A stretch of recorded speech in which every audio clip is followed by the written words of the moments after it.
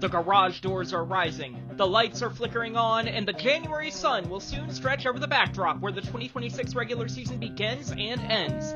Utah's Wasatch Mountain Range in Salt Lake City's Delta Center. Join me as we power forward into the first statistics preview of the season only on MonsterHub.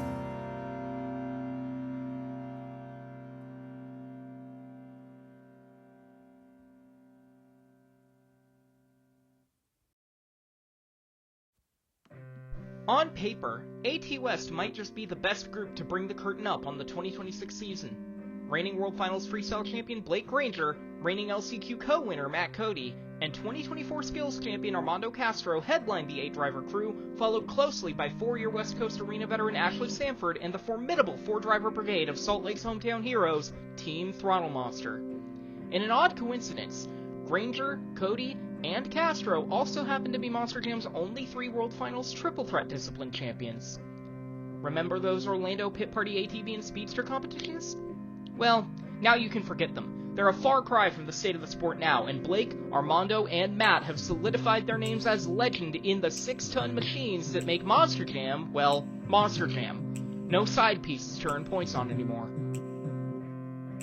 4 years fly by, and suddenly 2023 co-rookie of the year Ashley Sanford has the most starts in the Delta Center of anyone in this lineup. The California girl has been part of the Arena Tour Westfield every season thus far in her career, hence, she's racked up 12 consecutive Salt Lake City appearances across 3 Januaries of shows. No one else is close to that number yet, or even has more than 1 weekend in Utah's annual arena stop under their belt. Tim Hall Jr. slots in second on the appearance list of this year's returning crop, while Alex Barton and Carson Williams share 4th most honors after splitting time in Team Throttle Monster's dump truck last season. Armando Castro slides between these two numbers with a 3-show outing from all the way back in 2018, before Salt Lake added a consistent Sunday matinee. That's right. Aside from Cliff Turner kicking off his rookie campaign, both Blake Granger and Matt Cody will be making their Delta Center debuts. Matt signed on as a driver for Potters Motorsports long after their final trip to this building in 2011, while Blake gets his first full stint on a West Coast points tour as reigning World Finals Freestyle champion.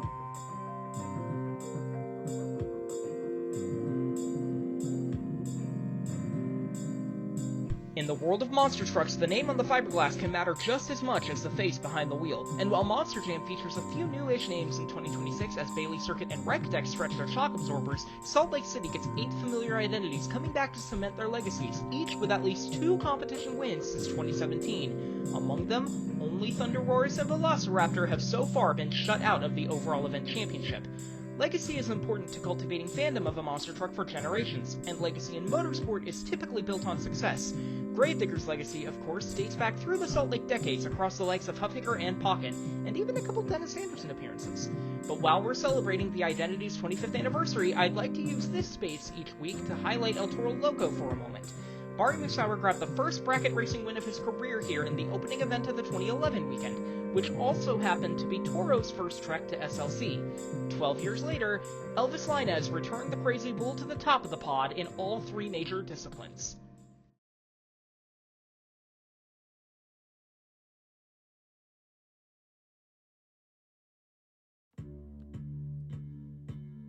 Before competition kicks off in the Beehive State, let's take a deeper look into each of these 8 drivers' relevant statistics.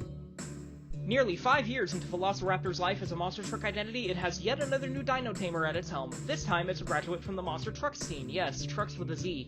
Cliff Turner has grown into a promising competitor in just 1 short year since joining the Throttlefold's driving crew, and while fellow recent team recruits Preston Perez and Preston Collins duke it out on the toughest monster truck tour this year, Turner gets the nod to take the 4th slot among the Utah Mega Team's AT West Warriors. Thus far in his young MJ tenure, Cliff has only made the 4 starts in Spokane from this past autumn. That's hardly enough to form a working hypothesis on about his career, but I enjoyed what I saw from him at the Spokane Arena, even if he was overshadowed by fellow debutantes Ryan Vargas and Geneva Keller, though who wouldn't be overshadowed by multiple picturesque skills attempts and a heart-stopping endo, respectively.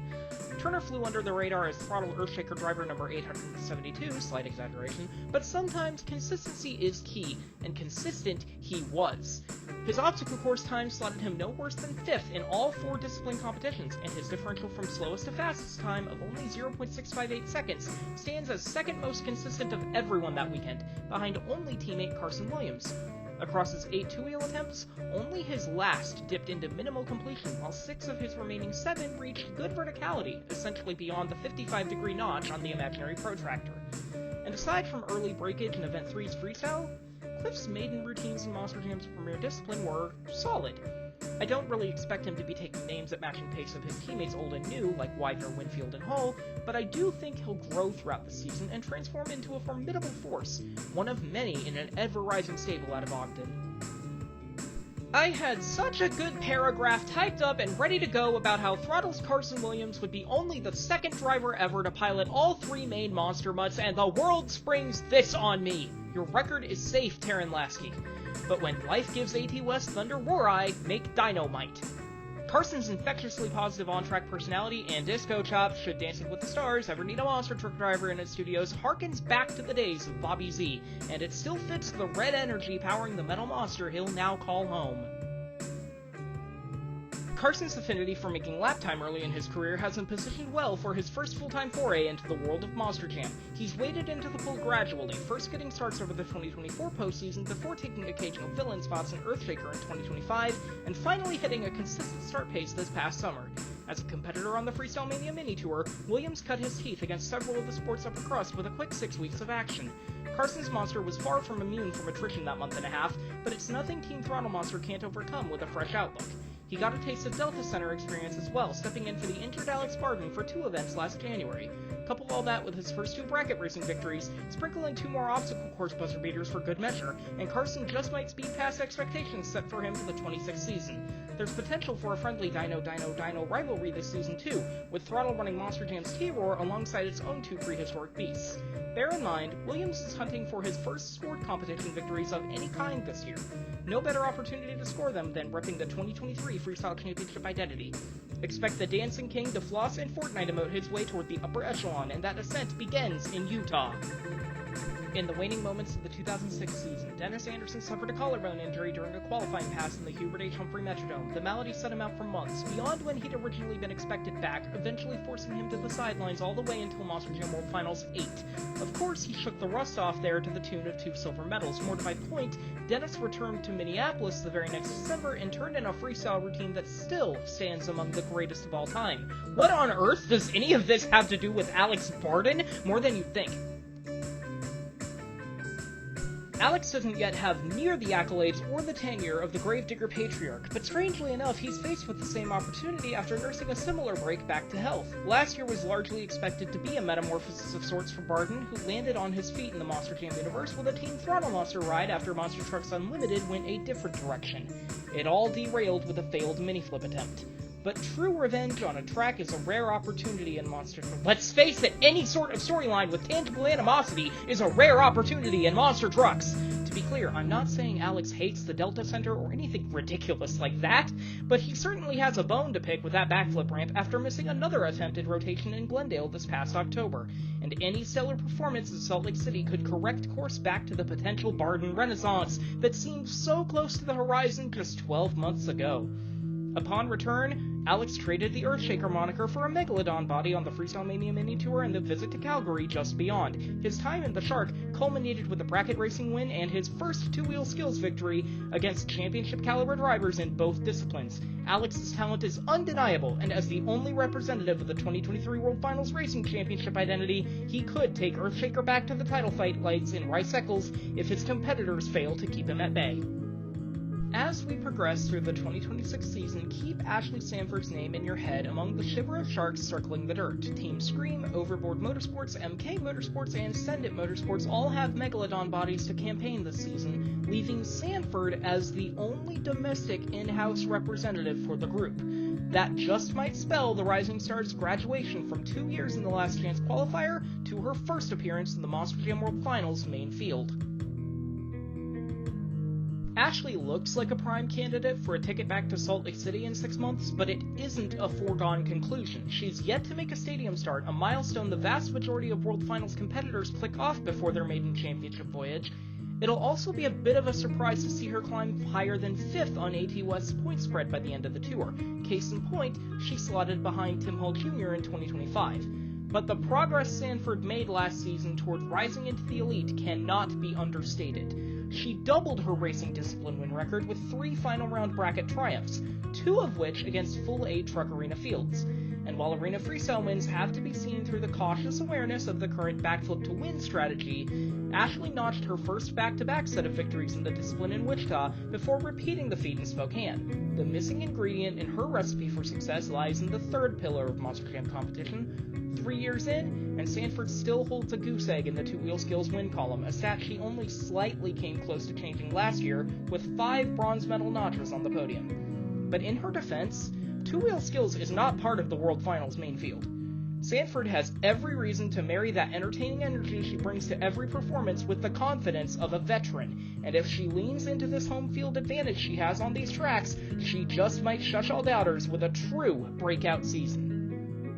Back to Team Throttle Monster's ever-evolving truck and driver landscape. Now that Dalton Widener has debuted his own identity, the legend of the Jurassic Attack name and the MJ expectations that now come with it fall squarely on the shoulders of Tim Hall Jr. Perfect timing, too. Hall appears ready for at least a last-chance qualifier appearance, if not a World Finals main field berth outright. The pilot of the Cobalt Triceratops returns to the site of his 2025 Point Series kickoff with a newfound stature as Throttle's de facto Arena Tour commander. Tim closed his 2025 calendar with a near sweep of the Spokane Overall Event Championships, among other highlights in climbing win totals, but we have seen this story before. Hall rattled off wins in the 2024 postseason and couldn't quite maintain that leaderboard-topping pace when AT West kicked off last year, so finding a way to tie the line of his late-year success into the early stanzas of the new season will take his career to the next level. And it's a task Tim is well capable of. Isolate his postseason output from his 2025 AT West campaign, and his obstacle course average finish improves by more than 1.5 positions. His arena win-loss record flips completely upside down, too. A 26-59 mark from January to May, a head under his 38.64% career win percentage, switches to a 7-3 romp in the summer and autumn. And while we're here, note his record against ex-teammate Devin Winfield on smaller floors, 6 wins to 11 losses against the Vegas native's Velociraptor output. I'm sure he'd rather have bettered his effort against Winfield on the track, but with Cliff Turner now repping the Raptor, the sketchpad shading his path through this season's weekly brackets has been mostly shaken clear. Add to that his status as reigning alternate for the Two-Wheel Skills Championship and a handful of could-have-won freestyles, and Hall genuinely seems like a prime candidate for a breakout season. And maybe even Team Throttle Monster's first series championship. Matt Cody's selection to Team Gravedigger surprised many entering the 2023 International Series, but thus far he's more than proven he belongs among the Black and Green's elite. Cody climbed into the World Finals 24 main field by virtue of an LCQ co-win, effectively replacing AT Central co-star Jamie Sullivan in the main lineup. And now, he returns to the tour where he took the reins from Brandon Vincent and held on to the massive points lead en route to his first series title. 2026 might just be the year that Matt takes all the glory for himself on the AT West points sheet. Matt hasn't quite yet hit the winning pace of some of his Gravedigger cohorts, but what he lacks in the trophy room he's more than made up for with some of the industry's most breathtaking moments across the last 3 years, be it a beyond vertical skywheelie or a risky moonwalk shift, or just an old-fashioned crash like his Omaha finisher. Cody fits the ragged edge recklessness that's made the Wrecking Machine a household name like a glove. To take that next step, he'll need to lock in a bit more consistency. Matt's 2024 campaign, after assuming the 2022 World Finals Racing Champions ride, was fraught with early exits, many mechanical, that cost him valuable points by the end of the tour. Yes, he held on to the title belt, but his points earned rate sank below both Widener and Oaks. Last year, he lost touch with John Zimmer Jr. before the end of the championship series and nearly fell another step down the podium against Sullivan's Sparkle Smash. Some of that could be traced to his time filled percentage. Matt ticked down about 85.3% of his arena freestyle clock in hub-scored events last year, which sounds like little concern. Until you notice Armando Castro's 100% mark outside Athens, and Blake Granger's 90.7%. If he can pace his routines and time his wild finishes to the end of the 75 seconds, Cody's in prime position to repeat as AT West champion, a validating exclamation point on this second phase of his career. 2025 really was the tale of 2 seasons for Armando Castro, the presumed frontman of the El Toro Loco operation. A maiden domestic stadium championship series outing left him with more points lost by boundary infraction penalties than any other competitor on the big floors, but he spoiled the Sparkle Smash Bash by carrying Toro to the top of the Fall Mini Tour point sheet.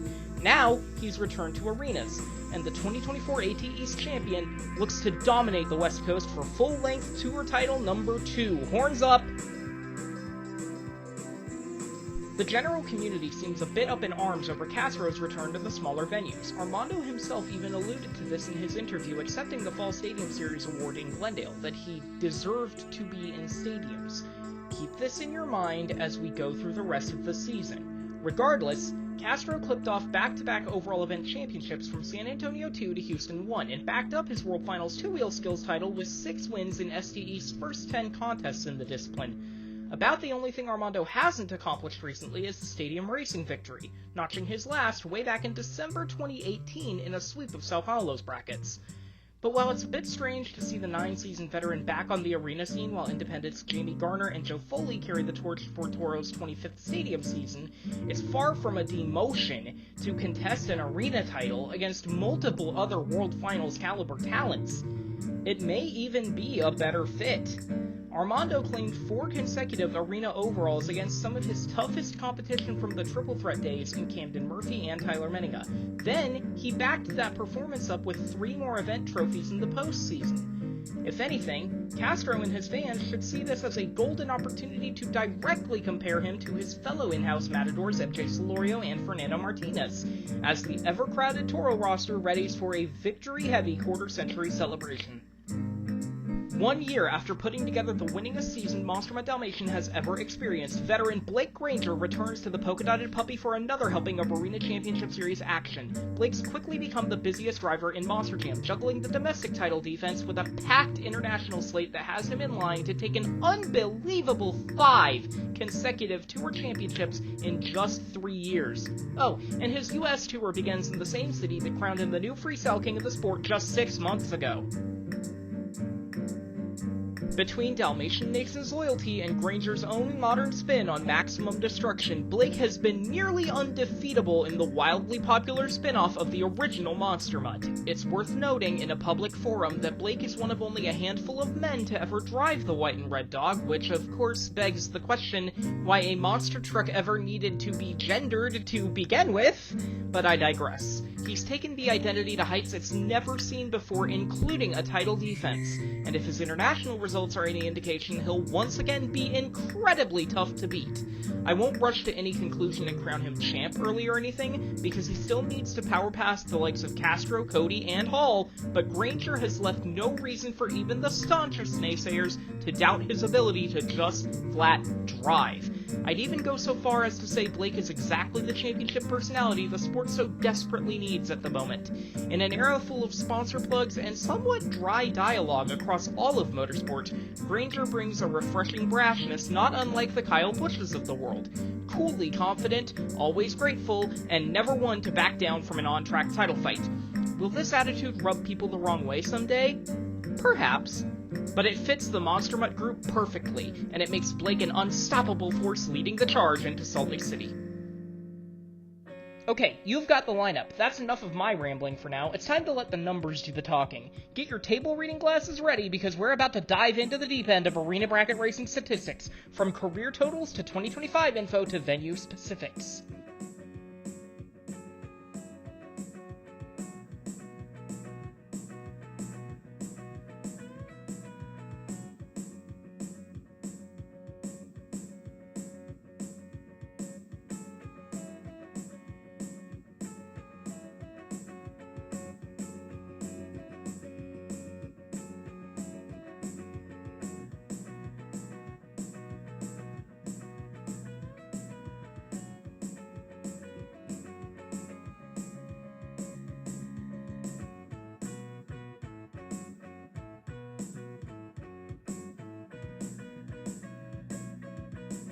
All told, this lineup only has 3 final round appearances against each other, a stat guaranteed to explode in 2026 with so many AT West venues projected to contest bracket racing.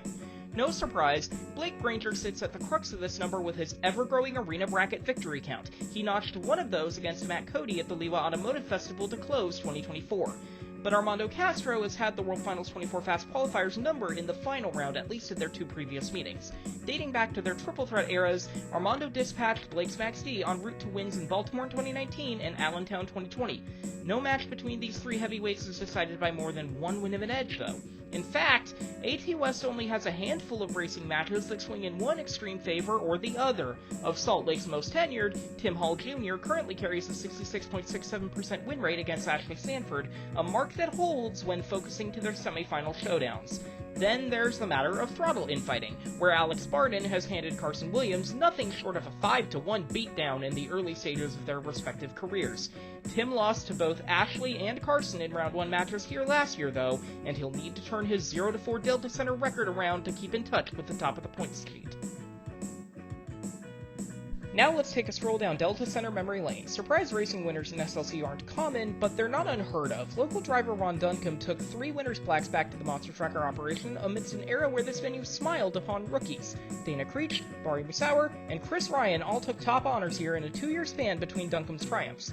The trend of young blood rising to the winner's circle had been effectively bucked by 2013, which was great news for Arizona's own Rod Wood, who marched McGruff past George Balhan in the semis and Donald Epidenio in the finals to claim Salt Lake Gold.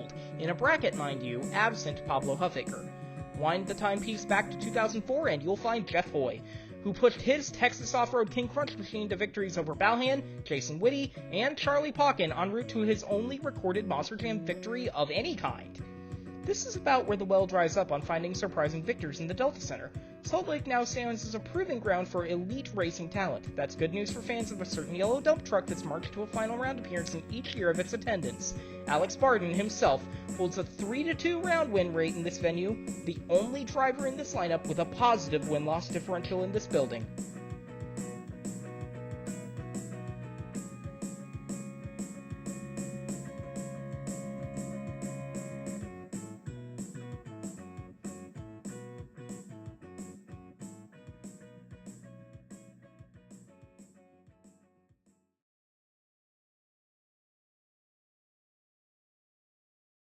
After all that speeding through racing, I need a break. I need a little control. I need some balance, some precision. That's right, it's time for more numbers.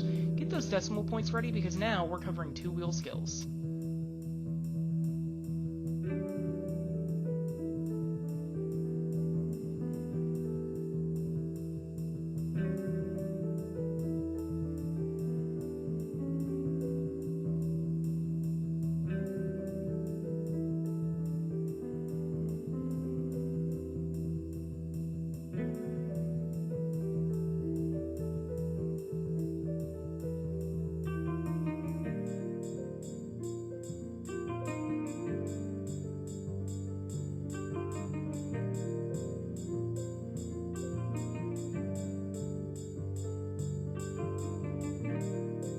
Thus far in the Delta Center's 2-wheel skills history, no independent driver has taken the coveted 8 points in the discipline. Considering the quality of moves laid down on consistent bases from Dalton Widener, David Olford, and Devin Winfield, among others, that stat probably raises a few eyebrows to fan scoring. This weekend will likely be the Salt Lake City Arena's first taste of the expert judge balancing things out, so we'll see how the numbers look after these 4 events. Don't count out a triumphant effort from Tim Hall Jr., who finished no worse than 4th across last year's skills played in this venue and would love to keep raking in the wins to go with the 13 he's already amassed in this discipline. All that said, Salt Lake 2-wheel is largely digger country.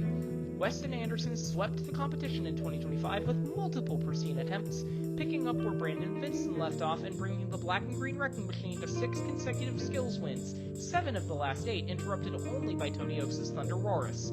Don't be surprised if Matt Cody extends the Kill Devil Hills base identity streak in an early attempt to establish the points lead. Armando Castro's and Blake Granger's consistency in this discipline can't be understated either. Last season, Weston Anderson saved his best trick for second to last of his 8 allotted attempts over the weekend. He popped Gravedigger onto the pod from the log stack and held the stoppie at near total verticality before walking it forward all the way across and off the pod. Once at ground level, Anderson shifted into reverse and rode the rock point from the moonwalk into wheelie position. Thanks to momentum and the peak vertical approach, Weston was able to let Digger walk backwards across the pod before shifting back into forward gear and walking off. That level of control stood as the best hub-scored attempt from the weekend, and even though his second attempt wasn't quite as cleanly executed, Weston still walked into Sunday afternoon intermission with the extra 8 points from the competition win, to the tune of a judge's zone score of 9.799. Expanding on a previous point, the digger domination isn't just recent. The black and green wrecking machine has won 2/3 of all two-wheel skills competitions contested in the Delta Center, only being shut out of the trophy collection in 2023. Brandon Vincent's 8-win record will stand as all-time best for at least one more year, as none of the 2026 lineup has notched a win in this discipline here yet.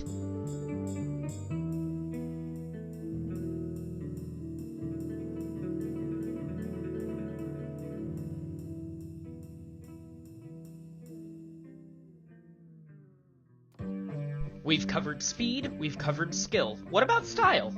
Monster Jam's freestyle competition lets drivers attack the track every which way they desire, so let's dive back into the numbers and see what the stats have to say about the sport's pinnacle discipline.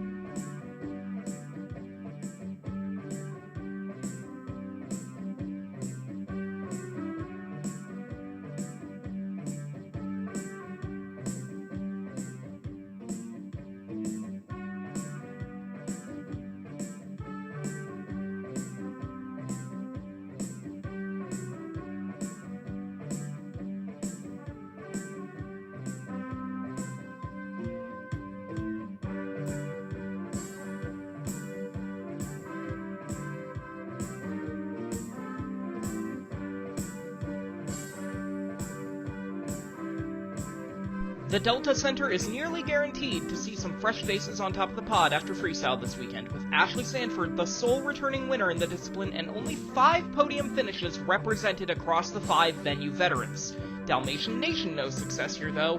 Fresh off of one of the best seasons of his career, Blake Granger brings the Mutt back to Salt Lake City to refresh everyone's memory of just how he won World Finals gold. While he's making his first trek to the basketball court, Cynthia Gauthier marched Dalmatian to the freestyle win here in 2017's Saturday Matinee, so the dog pound identity is no stranger to fetching tricks. Matt Cody leads Gravedigger into battle with a little extra pressure.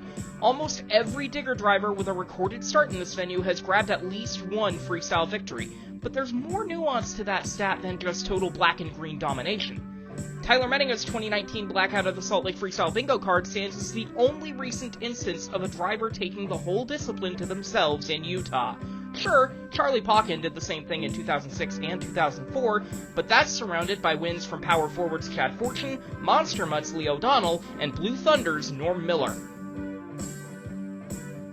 Team Gravedigger's winning waves spatter the Salt Lake leaderboard, but the panel van isn't home to the winningest freestyle driver in this venue despite Brandon Vincent's 6 chart-topping routines. That honor goes to hometown hero Craig Christensen, the future Hall of Famer, Monster Jam and otherwise. Seriously, how is he not in the International Monster Truck Hall of Fame yet? Made the Delta Center Dragon Slayer's stomping ground in the infancy of the discipline, claiming at least 5 of the first 6 competitions against then World Finals competitors before doubling that count in the next decade, eventually wrapping his reign as SLC King with 2 2012 triumphs in Max D before leaving MJ following the next season.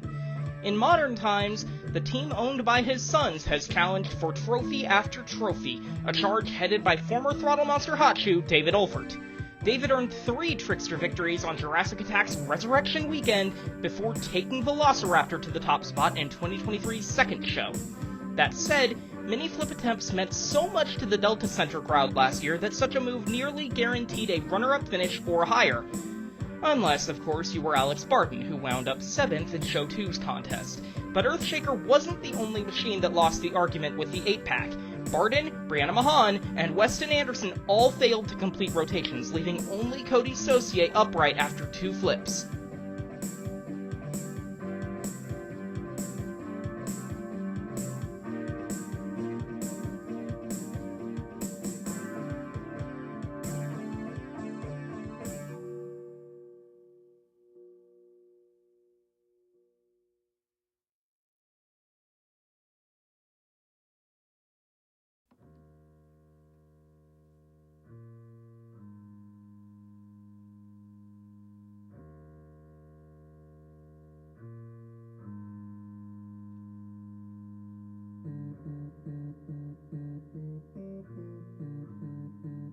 If you've made it this far in this video, you're probably already itching to go further in depth with monster truck knowledge than what's been available and accessible in recent memory.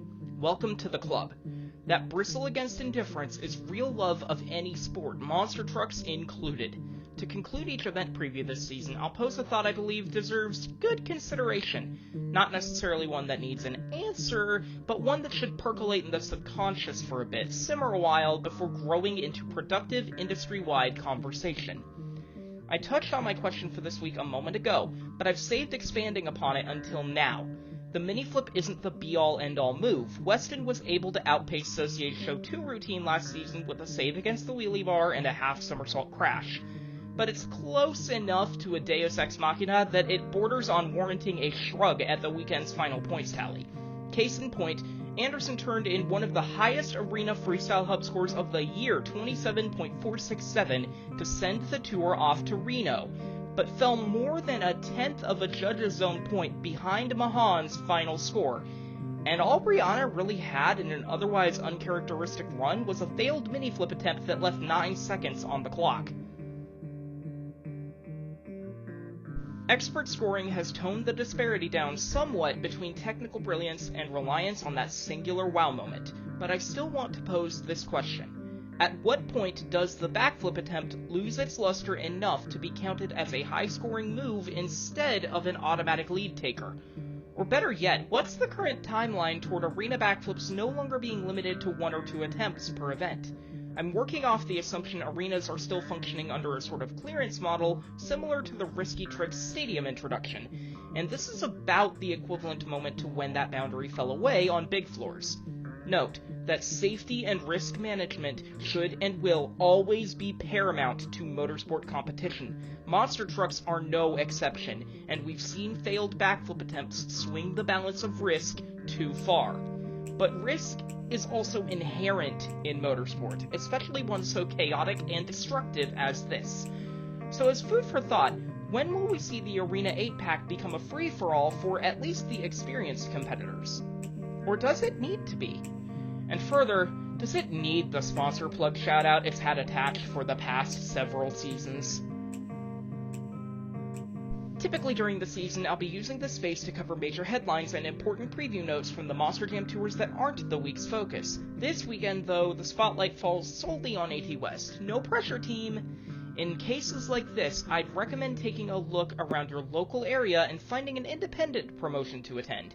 Maybe you have a 2X Monster Trucks live tour event an hour from your house, or maybe the toughest Monster Truck tour is rolling into town. Your local state or county fair may even have an event on the horizon. Don't be afraid to offer support either. You never know where a helping hand could be welcome. I'll also use this to get on my stats nerd soapbox for a second. The sport of monster trucks cannot advance into the mainstream zeitgeist without treating its own history with the reverence it deserves. That means archiving results. If you're at an event, make sure you at least take mental note of what happens. Not only is active engagement with entertainment a great brain training tool, it could be the difference between whether or not a show's record is lost to history. And also, be a proponent for other promoters to post their full event results in accessible formats, not just Monster Jam. If you haven't been totally inundated with too many numbers yet, let's recap. Ashley Sanford leads Monster Jam's Arena Tour West lineup with 12 starts in the Delta Center across 3 years of action. Champs Blake Granger and Armando Castro bring their stadium attitudes back to the arena scene. Matt Cody looks to carry on Gravedigger's dominant Utah legacy, and Team Throttle Monster has 4 fantastic talents ready to throw down and take wins left and right. So of all these drivers, who stands out as the MonsterHub driver to watch this week? That's right, I'm keeping my eye on the Texas troublemaker Alex Barden to avenge his 2025 Salt Lake appearance in a big way. I won't go so far as to say he's the points leader by Sunday night, but Barden is due for a real breakout weekend after 2 years of great Monster Jam showings.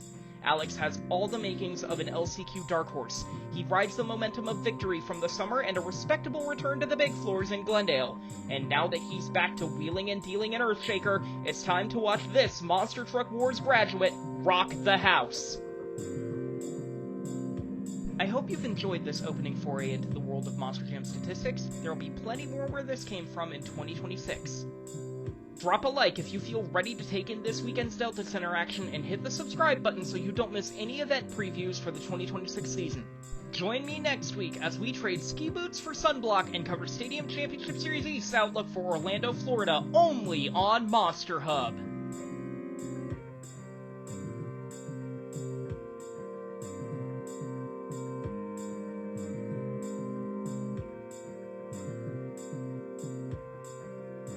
MonsterHub is not affiliated with Monster Jam or Feld Entertainment. All driver names, truck names, and other associated intellectual property belong to their respective owners and are referenced in this video for sake of statistics and clarity only.